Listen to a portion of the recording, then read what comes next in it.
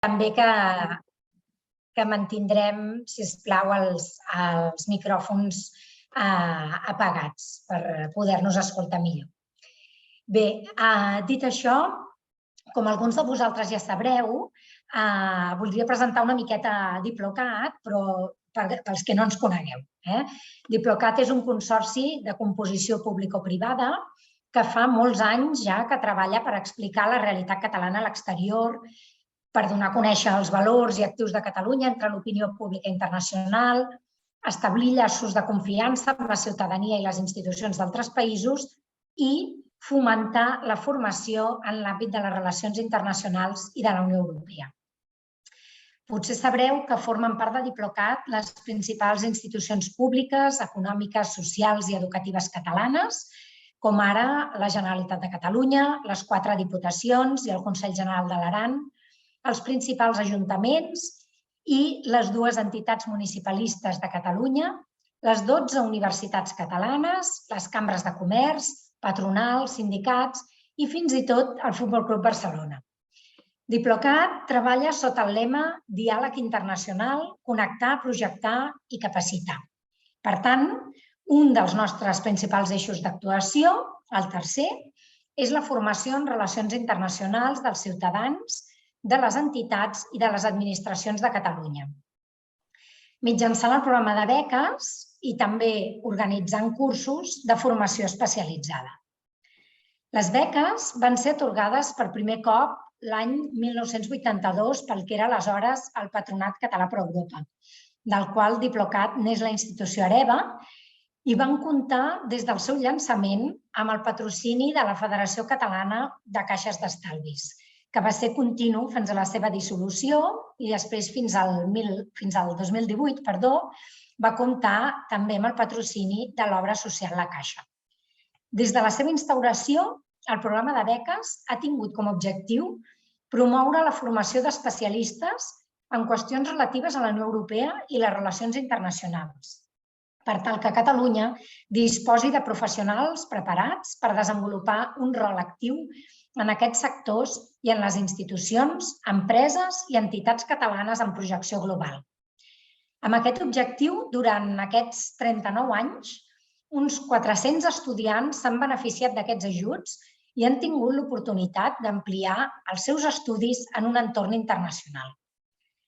Molts dels antics becaris estan actualment treballant en llocs de responsabilitat a les institucions europees o en organitzacions internacionals, com també en despatxos d'advocats, en el Departament Internacional d'Empreses, a l'administració o a la universitat com a docents, només per esmentar alguns dels àmbits laborals. Esperem que enguany, que obrirem la 40a convocatòria de beques, aquest programa torni a ser un èxit i segueixi contribuint a la formació de la societat civil catalana en l'àmbit internacional, com ha estat fent tots aquests anys. I sense més dilació, passem ara a les presentacions del màster i del programa de beques. En primer lloc, intervindrà en Matías Filipín, director de Publicitat i Selecció del Col·legi d'Europa de Natolin a Varsòvia, Polònia, que farà la presentació en anglès, i l'Ivan Hortal Sánchez, exalumne del Col·legi d'Europa Natolin i exbecari de DIPLOCAT de la promoció 2020-2021. Ells us explicaran les diferents oportunitats d'estudi que ofereix el campus de Natolin del Col·legi d'Europa. I posteriorment, l'Elisabet Moragas, cap de projecte sènior a DIPLOCAT, us explicarà en detall el programa de beques de DIPLOCAT. Per tant, fins aquí us deixo en bones mans i m'acomiado. Matías, the floor is all yours. Thank you. Thank you very much, Laura, and a big thank you to everyone at DIPLOCAT, Elisabeth, Rosa, for this very long cooperation and very appreciated cooperation with the College of Europe in Natolin, and this opportunity, this amazing opportunity that DIPLOCAT gives to Catalan students to study at the College of Europe in Natolin and being so generously supported with the DIPLOCAT scholarships to study Euro-Mediterranean studies in Natolin. So it is my great pleasure to welcome you all today, together with Ivan, who will also be able to share what he's doing now after Natolin. And we will start with the presentation. So I will share my screen. Yes. So here you should be able to see my screen now. Can you just please confirm if it's the case? You should be able to see the slides, correct? Okay, perfect. Okay, what is the College of Europe? What is this institute that is supported by that is supported by DIPLOCAT, by European governments, by the European Union, etc. So it is an institute which was established and emerged from an idea in 1948 at the Hague Congress. So the Hague Congress was a turning point in the history of European integration just after the Second World War. And among the many decisions that were taken there, for instance, the establishment of the Council of Europe, there was also the idea to establish a college which would bring Europeans together just after the tragedy of the Second World War. So the idea was to create an institute, which the first one of its kind worldwide, that would start teaching European affairs and contribute to the process of European integration. Back then, of course, the communities did not exist. So the idea was to propose an academic offer which would prepare and train those civil servants first in national administration, and then, of course, in the communities later in the Union, which would contribute to this process of integration of our continent. So in that sense, the college was a precursor of its times because it was established before the coal and steel community. The first campus was established in 1949 in the city of Bruges in Belgium. And then once again, the college anticipated its times by deciding, upon invitation of the Polish government after the fall of the Iron Curtain, to establish a second campus immediately after the end of the Cold War in Warsaw in Poland. And here, once again, anticipating its times, because, of course, the countries of Central and Eastern Europe would have joined the European Union much later, in 2004, in 2007. So here again, you can see the role of the college, the mission of the college as a precursor of its times. It is a non-profit institution supported by the European Union via the Erasmus Plus program and by several government and institutes and entities that support the college as such, granting scholarships to their students.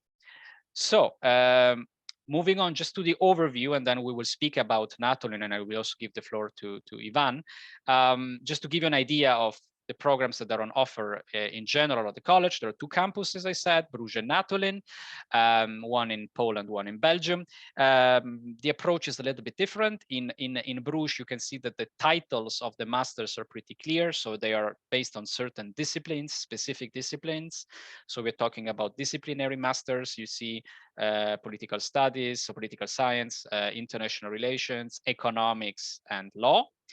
While in Natolin, we take an interdisciplinary approach. It's in the name of the master itself. And then, which means that basically you're going to tackle a whole array of disciplines in the field of European affairs, followed by a second semester where you will specialize in one of the four key specializations: European public affairs and policies, the EU and the world, the EU and the complex neighborhoods, and European history and civilization. If you benefit, of course, of the DIPLOCAT scholarship, then you're requested to study Euro-Mediterranean studies in Natolin, which means that you will have to focus on the southern part of the Mediterranean and basically do your master's thesis on such topics. You can see that these are all advanced masters. They last for one academic year. They are in English and in French. So we have a bilingual master, and they have a value of 66 credits. There is an additional master also, but it doesn't concern you for this presentation. It's MATA. It's a 2-year master that we organize in cooperation with the Fletcher School of Law and Diplomacy, which can be started in Bruges or in Natolin, and then foresees a 2nd year on the other side of the Atlantic. More on this in case on the website. So Ivan, maybe you want to tell us how your first semester was and how it looks like.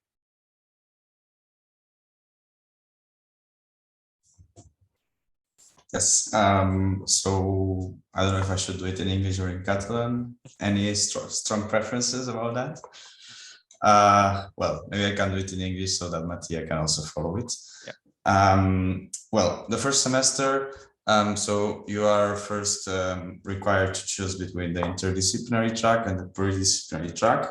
The one by default is the pluridisciplinary track, and it deals with EU law and governance, and also with European economic integration. So you will have like 3 courses, and then also one on institutions of the EU. Then if you are already almost experts, if not experts on the EU, then you can choose the other track, and you can do an exam at the beginning, and then you can change these basic courses for others, for example, focus on technology or on economics, but from a different perspective. Then next slide, please. Mm-hmm. Then, yes, as Matthias said, there are 4 different majors. The one I did in my case, it was, well, it was called before the EU and its neighborhood. Now I understand why it's called complex neighborhoods, because they are definitely complex countries, and the scholarship of DIPLOCAT will as Matthias said, focus on Euro-Mediterranean, so basically the southern neighborhood. Then you have a wider array of courses to choose, even if during the first semester most of them are already set. You will have a course, for example, on the history of Central and Eastern Europe. Then others you can choose depending on your major. And there are also courses which are offered in cooperation with external institutions. The next slide, please. Yep. Regarding the faculty, it's not the typical faculty as you are probably used to, and I was used to. It's called a flying faculty, meaning that professors come and go, with few exceptions of some chairs that are more present there. We have well, more than 100 professors and practitioners that come from many countries.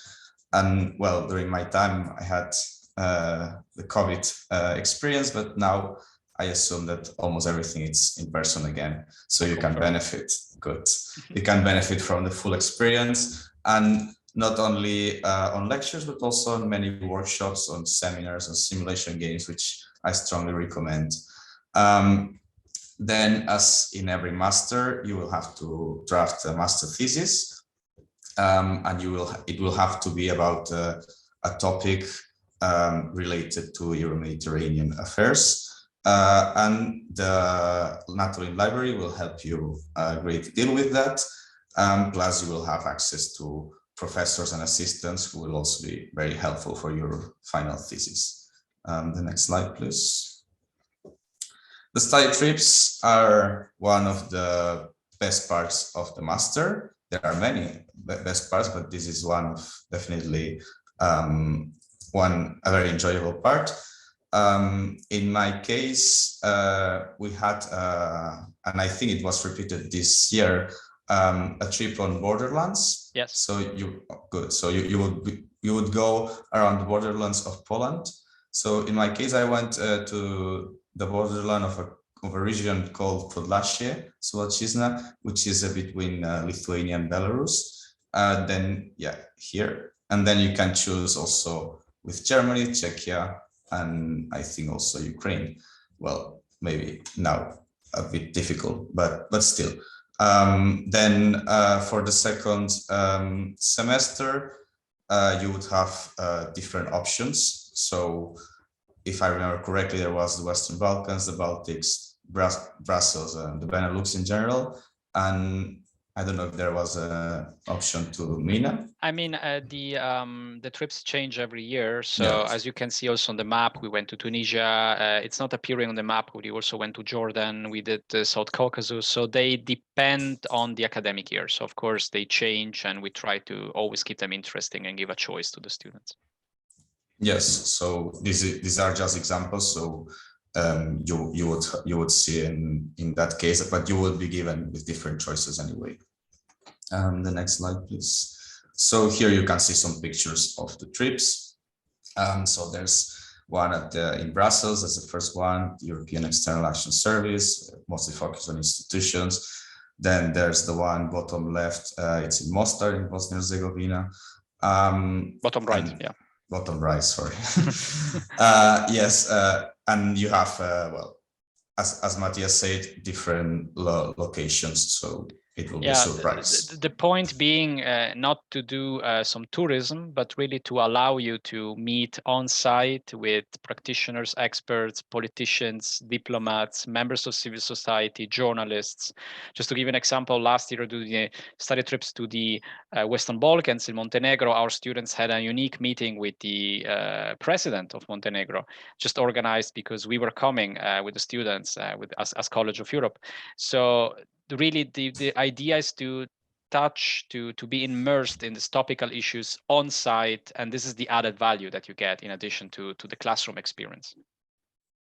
Yes, correct. Next slide, please. Yep. Well, as I said before, there are two chairs, so professors who come more often to Natolin. There's the one focused on European civilization, which deals with history, and then the one on European neighborhood policy, which is really one of the strong assets of Natolin. Apart from that, you will have a lot of events, high-level visits, conferences, debates all the time. Now, a lot of them in person. So this also, of course, depends on the year and the moment. Then about these Natolin nests, these are some groups that you can join optionally to focus more in depth on some issues. There are 4 right now: energy, migration, media, and digital. I chose the one on migration, but this is extracurricular activities you can do. And there will be others I will explain right now. Yeah. For example, the idea is that students help us in organizing events on these topics. For instance, if you would go now to the website of the College of Europe, you would see that this Saturday we have a conference on climate migration organized by the Migration and Human Rights Nest with the students. So that is the idea, to have these thematic hubs helping us in organizing events, doing publications, etc. during the year. Yes. Then here you have some examples of high-level speakers that came. So you can see in the middle Josep Borrell, you can see François Hollande, you can see, I think she's the Prime Minister of Moldova, yeah. Who came very recently to Natolin. Mm-hmm. Yes, and others. And then, for example, for this year, there will, for the opening ceremony of Natolin, there was Stepan Darovsky, President of North Macedonia. So that depends on the year. Next slide, please. Languages are also another really added value that you could benefit from. At the moment, there are 8 languages offered by Natolin, and you can choose, well, you can choose 0, 1, or 2. Then for those who have a level in French or in English, which is a bit lower than required, you can join these intensive courses during August before starting. Plus there's a new learning course on French, focusing on the basics.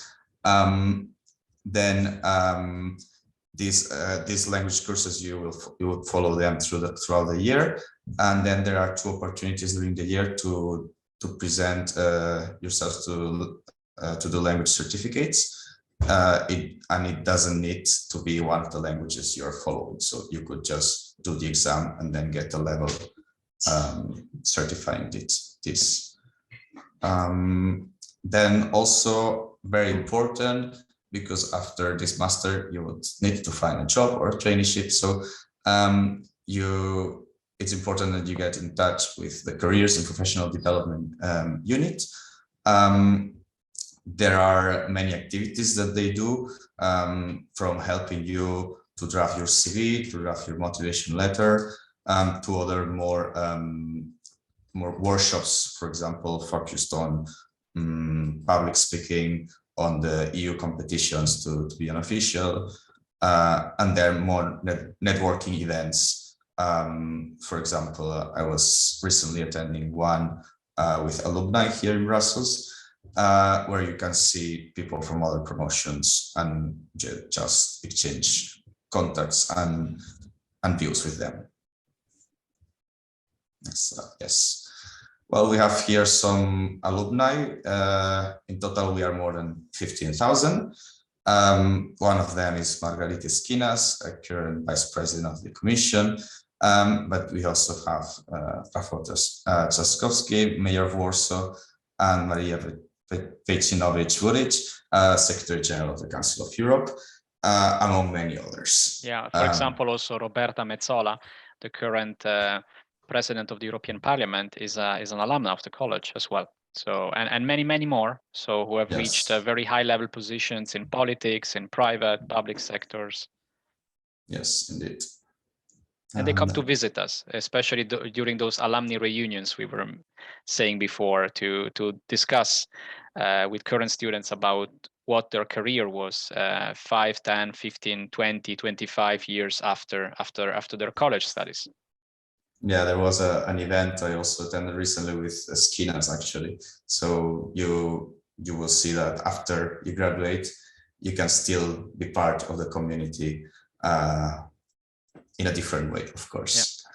Yeah. Then about these 15,000 people, so let's say a quarter of them, they work in consultancies in different companies, then another quarter in EU institutions at all levels, then 12% academia, think tanks, 10% public sector. Then about law firms, this is mostly people who studied the master in law, European law, but could also be people from Natolin, of course. And then to a lesser extent, international organizations, NGOs, like my case, embassies, and so on. Next one, yes. So this is our beautiful campus. You can see it's actually a nature reserve. So it used to be a palace. Well, there's still a palace, but it used to be the palace of the king. And it is located in Warsaw, but mostly in the outskirts. But you are also highly encouraged to visit the city, of course, because you will be part of Warsaw. And Warsaw is a very beautiful city. And there are also many institutions there and many things to see. So no spoilers. Yeah, there is also a very nice business hub, very much very nice skyline, plenty of skyscrapers. So it's not probably the first thing someone thinks about when they think about Warsaw, but it has a very city-like skyscraper city center. Aside of this, of course, Old Town, which is not far from there. Very young city, 2.5 million inhabitants and around 300,000 students studying. Indeed. So here you can see some of the pictures. It's the fact of being a natural reserve means that you have animals around, you have deer, you have squirrels, you have also beautiful trees, and when the weather is nice, which in Poland is not always the case, you can also do outdoor activities. So these are also some pictures to show you. Yeah. And about Bruges, it's a little bit different in the sense that Bruges, of course, is a campus within a city, so within a city center in the old town of Bruges. So it has two different sites. The residences are spread over the city itself, and of course, it's also a very beautiful town in Flanders, in the north of Belgium. Yeah, I can confirm. Student life, well, that's one of the best things, honestly, because there's the studies, but then there's like the more like the social part. So you will live with more than 130 students in Natolin, and there in Bruce there are more. And they are from, in my case, I think we're 29 different countries. So definitely a lot. And you will have the extracurricular and cultural activities. Some of them focused on the regions or the countries where the students come from. So the national days or regional days. And then you can also join, for example, the choir, you can play football, you can play chess. I mean, there are many activities. The rooms are also very nice. You will have your own private room. You will have your canteen that serves you breakfast, lunch, and dinner. And yeah, you have also a gym, sport facilities, so you won't get bored, that for sure. Well, some pictures that show that basically, and I see I'm in one of them. Then you will have your artistic exhibitions, the dance, etc. You can go for running. I mean, there's a lot to do. Yeah, this is the end of year ball basically that we organize at the Palace in Natolin. It's a bit Viennese style, as you can see. And there we also have like a track in the forest. So aside of the football pitch, gym, sauna, and other facilities indoors, we also have like a track you can run in the forest for almost 3 kilometers, and it's the natural reserve where the campus is placed, basically. Yes. Yeah. And then we come to scholarships, because that's a very important thing. More than 70% of the students in the College of Europe receive some kind of financial support, being partial or total. In the case of the scholarships offered by the DIPLOCAT, but you will know more in some minutes about it. They cover the full stay in Natolin. And if we can have the next one, please. Yeah, in general, it's around 70%. I can tell you that normally in Natolin, we go higher than this number, also thanks to DIPLOCAT and many other institutions that help us in supporting the students. For example, this year, we have 130 students studying in Natolin, and 115 are scholars. So basically, the percentage is 88.5 this year. We are almost closer to 90% than actually we are closer to 90% than to 70. So just to give an idea, not to worry, in the sense that we try as much as possible that we can to support the largest amount of students possible who come to study in Natolin every year. And yeah. So here you have some examples of scholarships. I mean, today we will be focusing on the one offered by Catalonia for the DIPLOCAT, but also, I don't know if you have dual citizenships, some of them can also be helpful.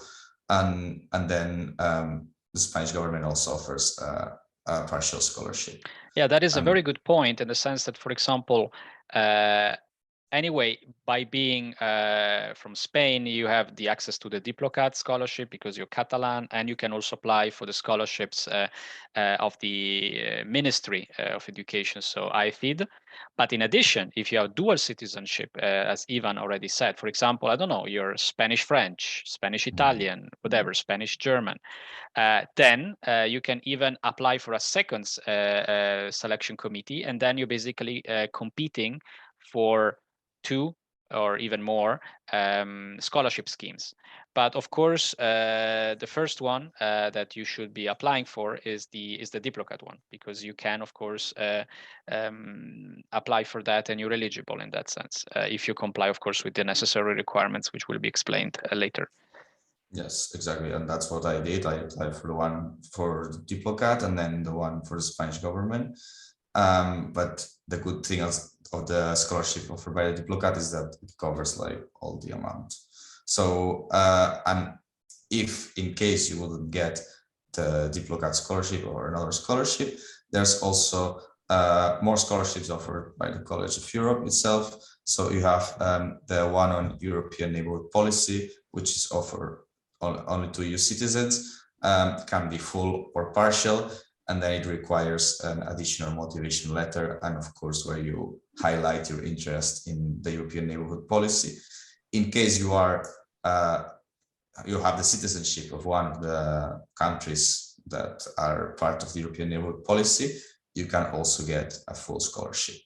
And some scholarships that Natolin offers, these are all open for all nationalities.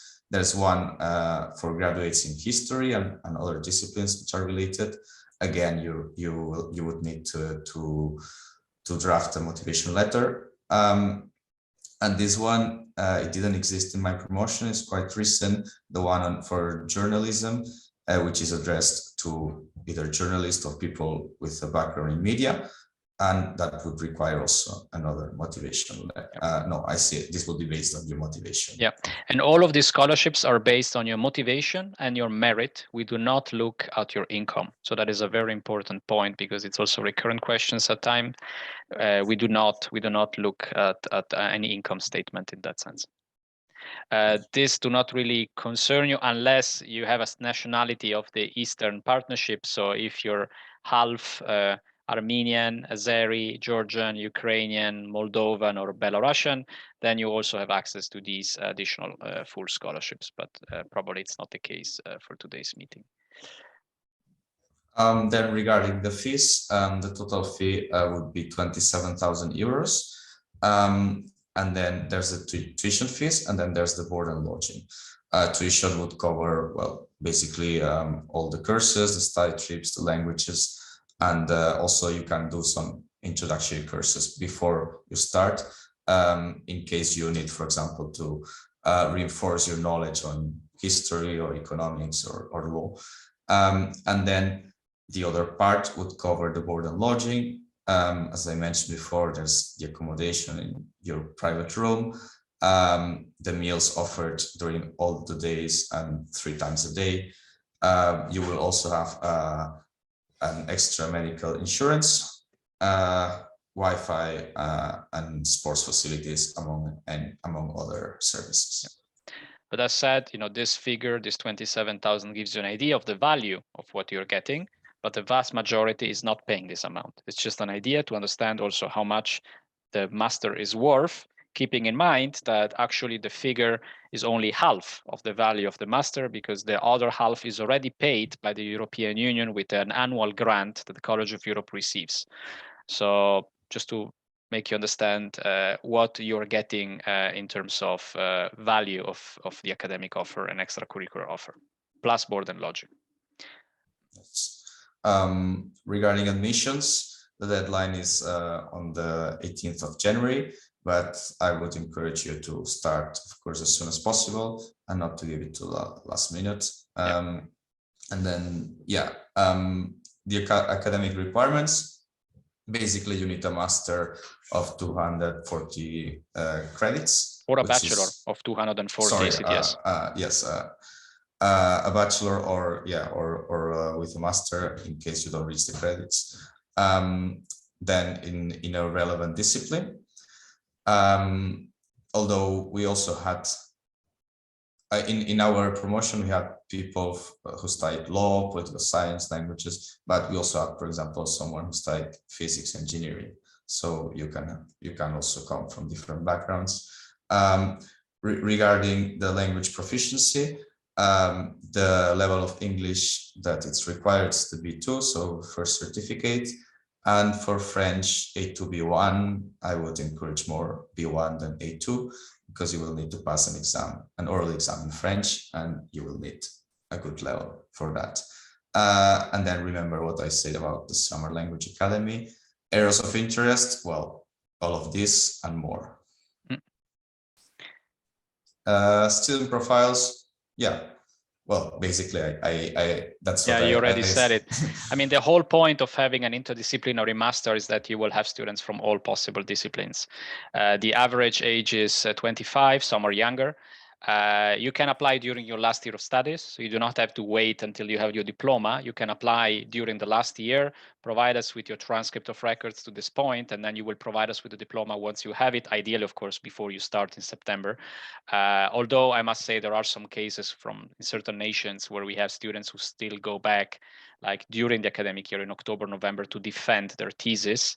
But keep in mind that you need to have completed, of course, your previous education to be then eligible to actually graduate from the college. If not, we cannot provide you with an advanced master if you have not completed your previous studies. But as said, you can apply during your last year of studies. Some students join us like that, or other have like a year or so of professional experience, maybe a stage, an internship or something. And as said, as already said by Ivan, they come from so many different disciplines that also keeps it interesting in terms of debate on campus, because you do not just find, lawyers or only economists. You have a little bit of everything. So it's also interesting because it keeps the debate lively on European affairs. Yeah. So yeah, just feel free to apply, even if you think, yeah, but I studied natural sciences, and no, I mean, it's fine. You can still apply. Yep. What matters is your motivation and your merit. Then yeah, the applications are open since October. You basically have to go to the website of admissions. You can choose up to two study programs. So the master in Natolin, but also the 4 masters that you have in Bruges. And then the application is online, it's free, and you will need your curriculum, a motivation letter. Then in case you're applying for a scholarship, then you need a specific application, transcripts and diplomas, if you have them, 2 recommendation letters, could be from professors, could be from a previous employer, and then certificates that prove your proficiency in English and French. And about that, you do not necessarily have to buy those expensive certificates like TOEFL, IELTS, DALF for French. If you have them, fine. If not, a certificate from a professor that can state your level is okay, even like a private course, or you can self-certify your level, because anyway, if you pass the pre-selection, we will invite you to an interview and we will see what your actual level of French and English is. So we will test it anyway, which is the point 2, basically. After the pre-selection on the basis of the dossier, we're inviting you to an interview.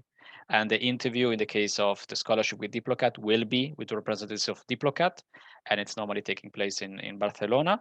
And so you will have an interview there about your motivation. It will be in English and in French, and so we will check your proficiency and your potential for the college. Yes. So, and then after the interview, in case you are pre-selected, you will know that between May and June for the admissions, and then between May and July for in case there's a scholarship involved. Yeah. So that's it in terms of the presentation. We invite you to go to the website of the College of Europe, and specifically to the Natolin campus section. You have it here, coeeurope.eu/Natolin. I will just show you. I will click on it, and it will take me directly there. I don't know if are you still able to see my screen, or it's still showing the presentation? Maybe it's still the presentation, right? See the presentation. Okay, so I have to share again. 1 moment. Okay, screen 2. Yeah, so now you should be seeing it. Yeah, so basically this is our website. So you will find all information here. There are also some videos that you can have a look at to give you a feeling of the place and of what we do. This is, for example, on the study trips itself. And if you go to our YouTube channel, you will see there is a video here which is specifically about Natolin. Maybe I can just play it. It's very short, and then we can close this presentation. I shared the sound, so it should be working. Let's see. Imagine a place where nature and study intertwine, a learning environment with history written into its walls, an academic culture grounded in understanding and the pursuit of excellence, and home to a community forged of shared values and aspirations. Imagine a place where knowledge blossoms, tailored towards personal and professional development, nourished by the experiences and perspectives of many, and by the minds at its very heart. Imagine a wider perspective. Imagine Natolin.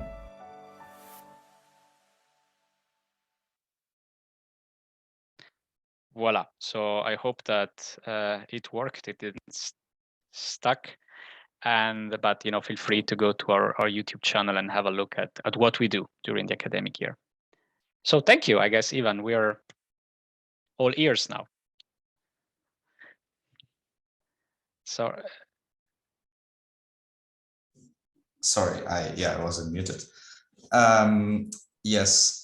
So now, I think we can pass the floor to Elizabeth for the grant program, or we do the question and answers. Elizabeth? No. Oh, I couldn't unmute. Yeah, I Sorry had the about same it. Yeah. problem. I think we will do the question and answers at the end of the presentation, Okay. if you don't mind. Yes, because some of them will be for the three of us. I prefer. Okay, well, great. Well, thank you, Mattia and Ivan, for a very interesting presentation. Bueno, ja passo al català, que explicaré les beques. Ens han presentat un màster, el màster que es fa al Col·legi d'Europa al campus de Natolin, que és un dels centres europeus de postgrau a més prestigi del continent, pel que és estudis europeus, d'integració europea, veïnatge, etc. Però realitzar aquests estudis, ja ho heu vist, té un cost econòmic bastant elevat, 27.000 euros, que, esclar, no està a l'abast de tothom i sobretot dels estudiants que no han tingut ocasió normalment de treballar, d'estalviar i pagar-vos aquests estudis pot ser un esforç significatiu. És per això que ja des de fa molts anys, com us ha dit la Laura Foraster, ja fa 40 anys que DIPLOCAT va crear un programa de beques. En el marc d'aquest programa de beques, DIPLOCAT publica 2 convocatòries l'any. Aquestes convocatòries van adreçades als estudiants que vulgueu cursar màsters en relacions internacionals en qualsevol centre, però que sigui fora de l'estat espanyol. Una de les convocatòries és per cursar el màster en estudis interdisciplinaris europeus del Col·legi d'Europa de Natolin, que us acaben d'explicar, amb especialització en la política de veïnatge de la Unió Europea. L'altra convocatòria va adreçada a aquells de vosaltres que vulgueu realitzar uns estudis internacionals ja en qualsevol disciplina. Sempre han de ser estudis de màsters, és a dir, d'entre 60 i 120 crèdits, i són estudis, poden ser sobre relacions internacionals, integració europea.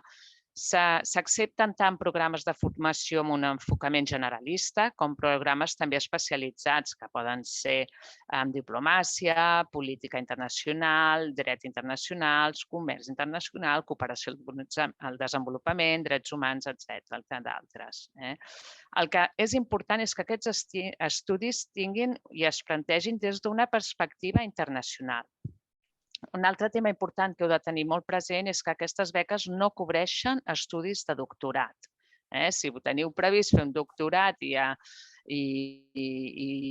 voleu que demanar la beca per a aquells cursos que a vegades es reclamen pel doctorat, no és la beca de DIPLOCAT la que hauríeu de demanar. Hi ha altres beques per a altres entitats, però no és la de DIPLOCAT.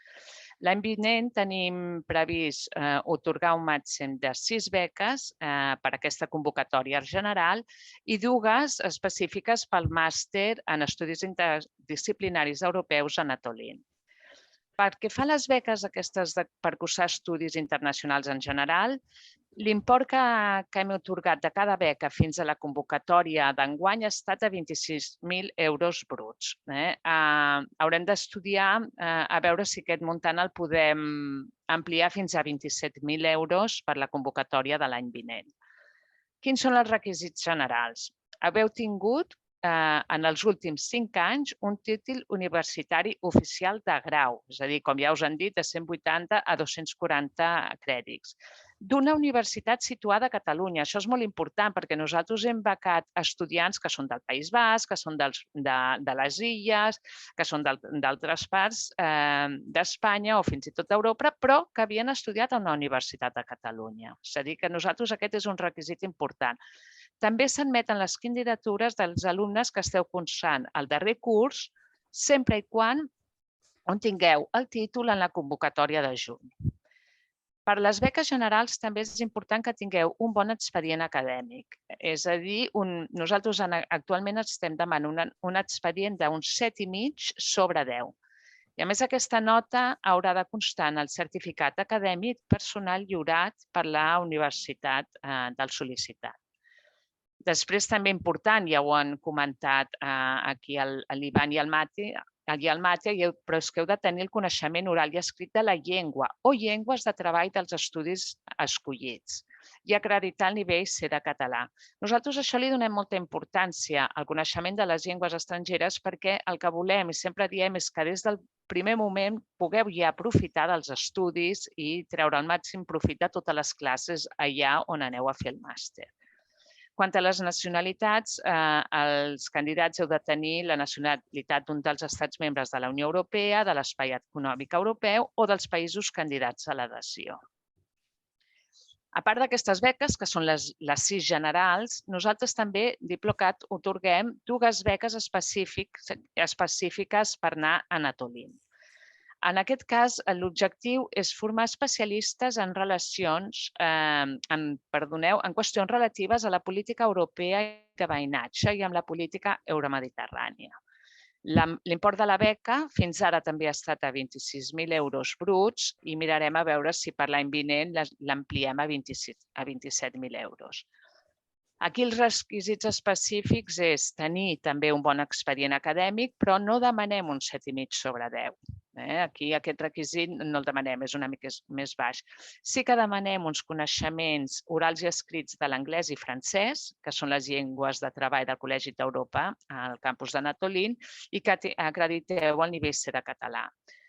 També es valorarà si teniu coneixement d'algunes de les llengües oficials dels estats de la ribera sud del Mediterrani i membres de la Unió pel Mediterrani. També s'hi poden presentar, en aquest cas, a les persones que tenen la nacionalitat d'un dels estats membres de la Unió pel Mediterrani. A més, com ja us ha comentat l'Ivan, als becaris se'ls demanarà a més que realitzin el treball final del màster sobre un tema relacionat amb la política euromediterrània o de veïnatge.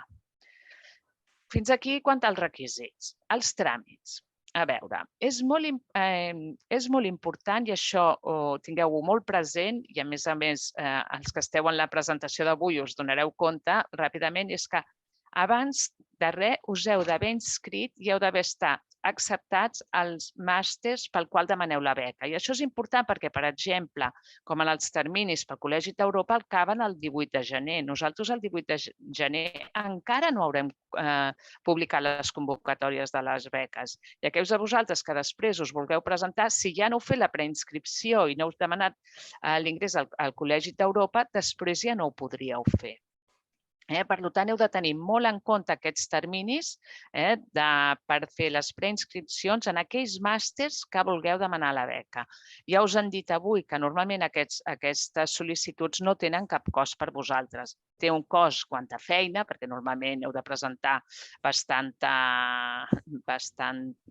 requisits, cartes de recomanació, heu de fer una motivació, etc. Però quant a cost econòmic no n'acostumen a tenir. En el cas, nosaltres en les beques sempre les publiquem, les bases, al Diari Oficial de la Generalitat de Catalunya primer i després publiquem la convocatòria. Un cop publiquem la convocatòria, la data límit per presentar les candidatures és normalment de 15 dies naturals, a comptar des de l'endemà de la publicació. Per tant, és un termini molt just i molt apretat. Jo us recomano, i sempre ho diem, que aquells de vosaltres que estigueu interessats podeu entrar ja a la web de DIPLOCAT, on ja hi ha tots els requisits de les beques de l'any passat, perquè pugueu anar veient quines són les coses que se us demanaran. D'un any per l'altre varien molt poc. La presentació és tota telemàtica, es fa a través del web tràmits de la Generalitat de Catalunya i com que el termini és molt curt, com ja us he dit, també us recomanem que aquells de vosaltres que vulgueu estar informats puntualment sobre les beques ens envieu un correu electrònic a l'adreça info@diplocat.cat. És el correu que també surt, és el correu genèric de DIPLOCAT que també surt a la nostra pàgina web i digueu senzillament que voleu estar informats de les beques. Llavors nosaltres us posarem en una mailing list i tan aviat tinguem informació sobre les mateixes us la comunicaríeu. Repeteixo que tota la informació està a la nostra web. Per aquells de vosaltres que no la conegueu, la nostra web és diplocat.cat.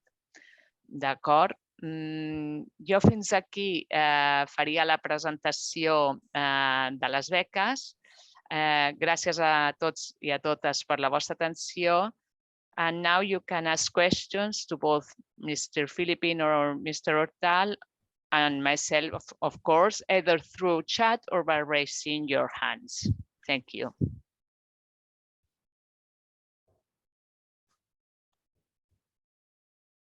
¿Tenía una pregunta? Sí. Yes, Javier. Hi, good afternoon. Thank you for the presentation. Muchas gracias. Buenas tardes. I had a question with regards to the scholarships. Let's say we are very worried about the financial aspect of it, and we want to apply to all scholarships possible. Is this possible? This would be a question for Elizabeth. ¿Podem aplicar les dues beques a la vegada? You can apply to all the scholarships, but you only will receive one. Yeah. Són incompatibles, però tu pots presentar a totes sense problema. Vale. I amb dues beques et pots presentar, diguéssim, una pels estudis euromediterranis a Natolin i l'altra també en el mateix col·legi d'Europa per Bruges. That's it. Sí. Vale, moltes gràcies. A tu. Thank you. You're welcome.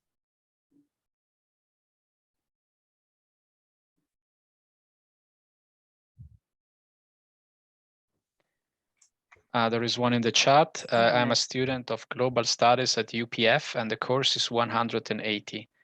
Would it be possible to apply for the master? Maybe then Elizabeth can say in particular about DIPLOCAT, although I think that you already said it, but I just want to make mistakes. But for the college, yes, you can still try. It would be better if you had 240 credits, because that is normally the requirement. We can exceptionally take students only with 180, but in that case, you need to have quite a strong curriculum to kind of compensate for that missing 60 ECTS. For DIPLOCAT in particular, you would also give it to 180 credits? Yes, it's not a problem. Between 180 and 240. Okay. But of course, it's what you say. She will need that very strong results and curriculum. Questions? Feel free to raise your hand. I see Javier. Okay. Yeah. Sorry, again, I'm just very curious. This is for DIPLOCAT question for the scholarship. Once you said that the application period is 15 days, how long does it take to know the results? Maybe you said it, but I will. Well, it's longer. I didn't say it. Sorry, it's longer. Normally, we will give the results in June, at the end of June. Because you have to bear in mind that we have to wait for all of the students that are the last year at university. They have to finish the June exams and receive their title also.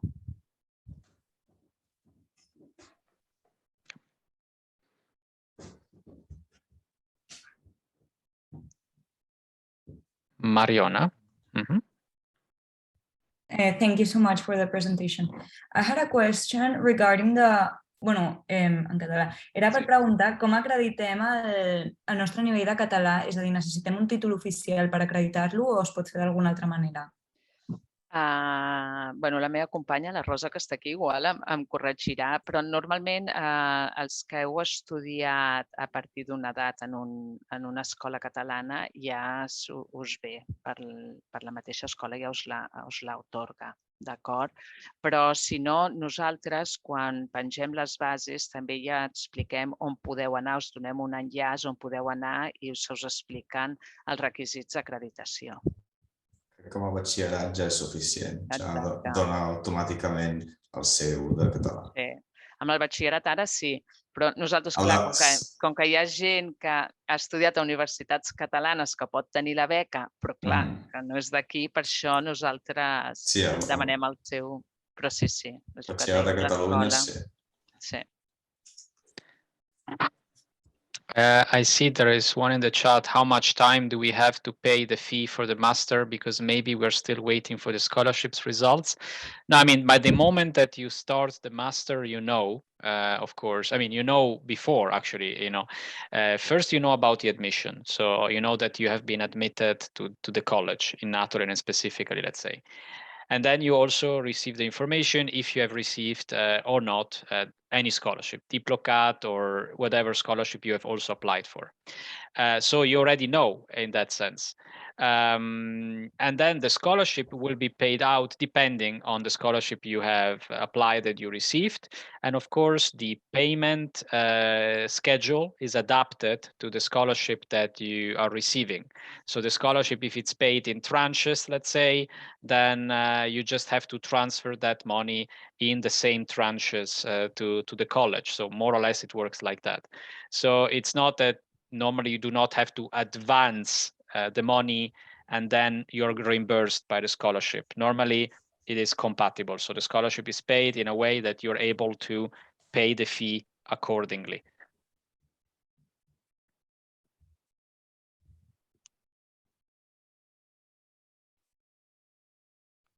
Yeah, Xavier?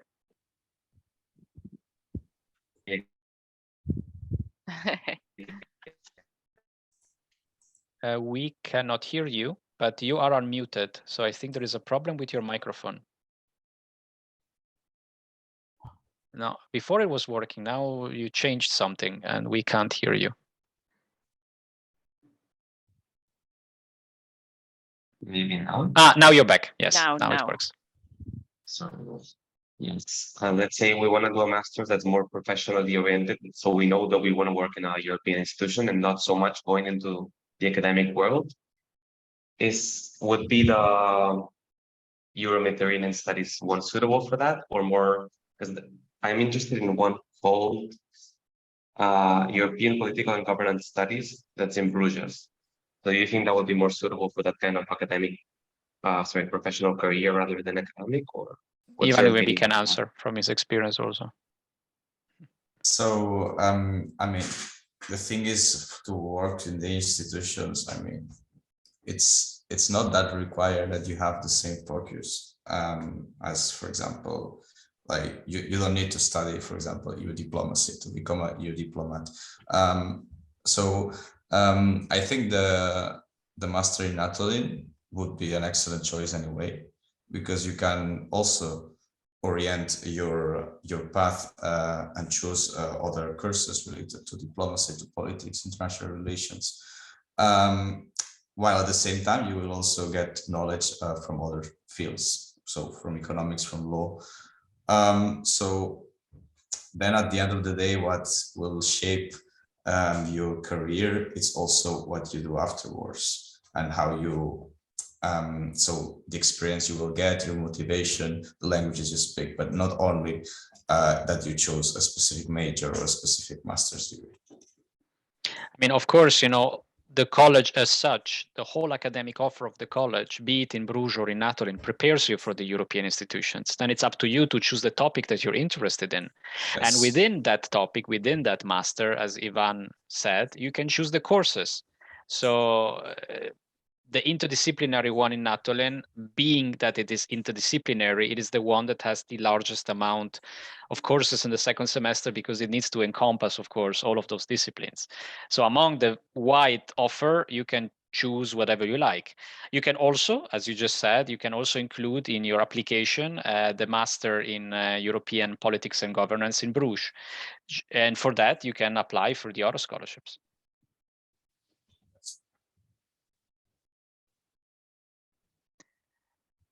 Any other question, doubt, curiosity, question about our experience? We are both alumni, so Ivan and myself, I also studied at the college several years ago. I mean, I'm not Catalan myself, I'm Italian, but I can also maybe share something. If you have any curiosity, just let us know. We are here for you.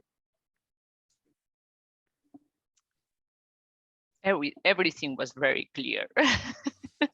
So maybe we exhausted all possible questions just by presenting. So we have a question. There is one now. I would like to know if we can apply to the grant even if we have done more than 240 credits. Of course. Of course, even better. The more the better. The more the better. Yeah. I can tell you my specific case because actually I forgot to introduce myself, so that's an occasion to do it. So I studied law and political science at the University of Barcelona. That's already a double degree. That's like well, I don't remember how many credits, more than 300. Plus I did a master in international law, so that's 60 more. Plus, so when I applied, I already had this requirement fulfilled. Other colleagues had done like 240 credits, or there's more. I mean, then it will depend on many factors. It will depend on the languages you speak. It will depend if you have done a previous internship or have some relevant work experience, some courses you can highlight. But I would say that if you have more than 240, that's even better. Yeah, in my case, I mean, I applied in Italy. It's a bit different. We do not have 4-year bachelors. We have 3-year bachelor and then 2-year master. So I applied as majority of Italians during your 5th year of studies. So I was about to complete 300 credits. And maybe what I wanted to add, as we are close to the end, is that try it, because it is an amazing experience. And what I like to say is that you can study European affairs in many places, but the way that you are studying them at the college, immersed in this bubble of 30, 40, 50 different nationalities, where you eat, you spend time, you study together, you discuss, you do sports with students from so many different nationalities. It's something that you get only at the College of Europe. And the fact that you have a wide array of potential scholarships out there, DIPLOCAT, and you can also apply for other schemes in addition, gives you the ability to make it into the college and not to have to worry too much about the financial aspect.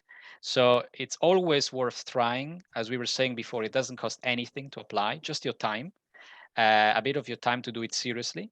And also in terms of languages, the college gives you all possibilities to improve your English and your French.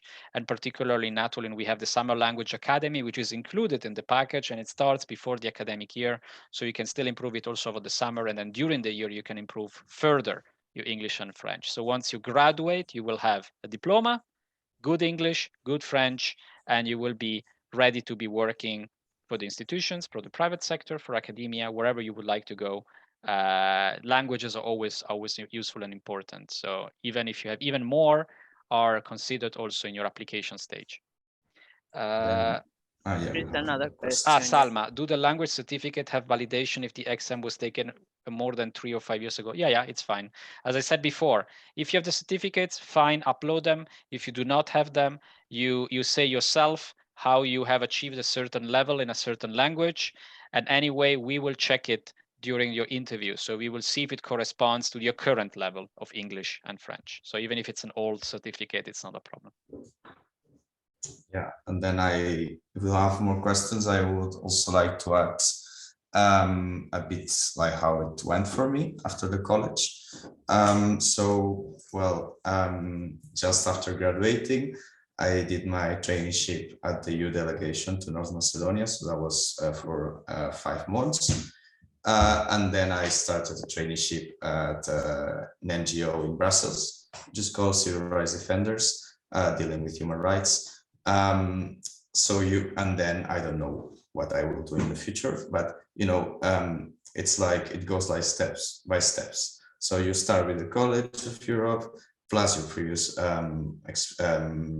knowledge from before, your previous studies, and then, well, you will understand a bit how the EU works, and then it's by practice that you will improve and get more experience. So if you have any doubts, of course, you can reach out. Is there an age limit to apply? I am not sure about the DIPLOCAT scholarships. For the college as such, no. Do you have an age limit for these scholarships? Not an age limit, but you have to finish your studies during the last 5 years. Okay. I see Xavier. Where it's the last question. Yes, this is for Elizabeth. So what is the success rate of the scholarship? How many people apply? So you said there's 6 + 2. How many people apply in general? Well, it depends. For the Natolin scholarships, 10, 12 people, but they are good candidates always. And for the other scholarships, well, it depends on the years. 2 years ago, it was the year that during the pandemics, we had more than 100 people applying for serious scholarships. It was too much. And then we decide to put the limit of the results to have 7.5 out of 10 because we had too many candidates. And it depends on the year. All the candidates are very good, all of them. And sometimes we always think that, well, unfortunately, we cannot offer more scholarships because a lot of people deserve them. But it's a pity we don't have enough money to offer more scholarships, and that's it. I cannot answer your one very last question. Thank sorry. you. One for, I think it's for, I don't know who could answer it. Is this scholarship from DIPLOCAT compatible with the MAEC one from the Ministerio de Educación? No way. Just one. No, you cannot combine them because you would go beyond the total cost of the master if you would combine them, Yeah. For example, let's say the one of the Spanish government is like 20,000 something euro, more or less, 20,300, I think now at the latest amendment, plus some additional pocket money, I think, for. And of course, if you would combine that with the one of DIPLOCAT, you would basically have money almost to pay the master twice. That can't happen. Thank you. Okay. What I will do, of course, is that at the end of this recording, it will process it, and then tomorrow I can send it to all people who registered for today's meeting, even those who didn't manage in the end to participate for other commitments, so that they have the recording of today. Some of them specifically asked me via email if we can send them the recording. Any other questions? Any other doubts? I will also share my email in case someone has questions. So here it goes. Yeah, and I can also share mine so that you have them in the chat. And feel free always, of course, if you have any questions, to reach out to us. Then on my side, I don't want to have the last word, so I'm just thanking on my side everyone, and particularly DIPLOCAT, our friends at DIPLOCAT, for hosting us, for organizing this, for having promoted it and disseminated that it led to so many people registering. So it's a great success. I'm very grateful for that, and I hope in many good applications, of course, in a manageable amount. So that we will have some good interviews then in the spring. A big thank you for the participation of Ivan as well. Thank you, Ivan, for being so committed and for sharing your experience at Natolin. It's very much appreciated, and we thank you for being our alumnus ambassador, and thank you to everyone for the many questions. well, many thanks to the college, because at the end it was the college who organized this presentation. So thank you so much. I gràcies a tots per connectar-vos. Si us presenteu a les beques, us desitgem molta sort des de tot l'equip de DIPLOCAT.